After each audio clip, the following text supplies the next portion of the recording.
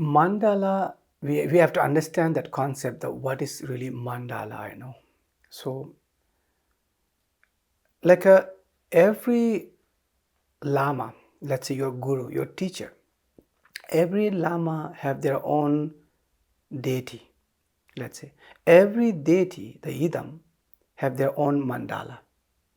And in that mandala, so mandala is, it's almost like a, let's say, like a kind of one, it can be one country, it can be one town, it can be one village, or it can be one monastery. So I don't know, did you notice or not, all the monastery in India, in Tibet, and so on, so the Nepal, Bhutan. So it's a mandala. It's a mandala in 3D in every monastery. So what is there in a monastery? You can see, or the guru is maybe sitting in the center of that mandala in his small cottage, and then there are many others, that peoples like each one, they have a roles in that monastery. So now all include that teachers in that monastery and all the people until the what you call that who is sitting in outside the security guard, include that the part of the mandala. So the mandala means that what you call chinkor. So it's a include like all the member of that particular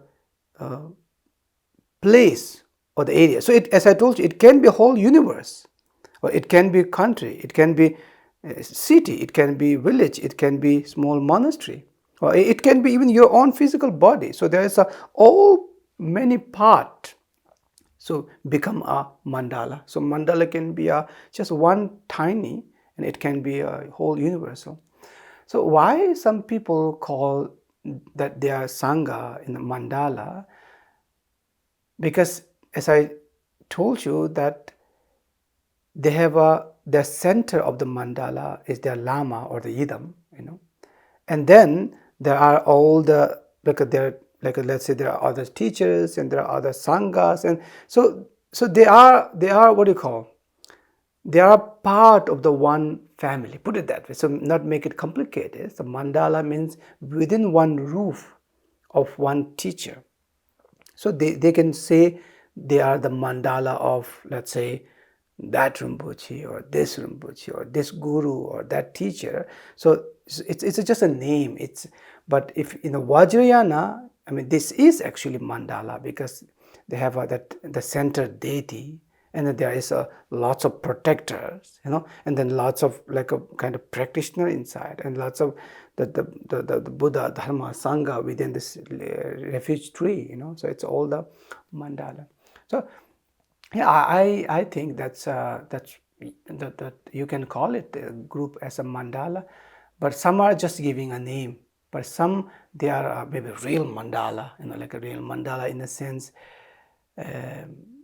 that each one of them, they are representing the deity, like practicing. So in the Tibet or in Tibetan Buddhism, or in monastery, we never heard that this Sangha is this mandala, So it's only we use in a deities, that empowerment. So there is this every deity idam, they have the mandala. We have to build their own universe, their own home, So normally we don't use in a general public where the practitioner as a small group as a mandala, because in Tibetan chinkor, so we don't use chinkor in the Sangha. So maybe in the West, it's people start to use as a spiritual family the mandala, which is okay to use, but we don't say this in monastery or in Tibetan Buddhism.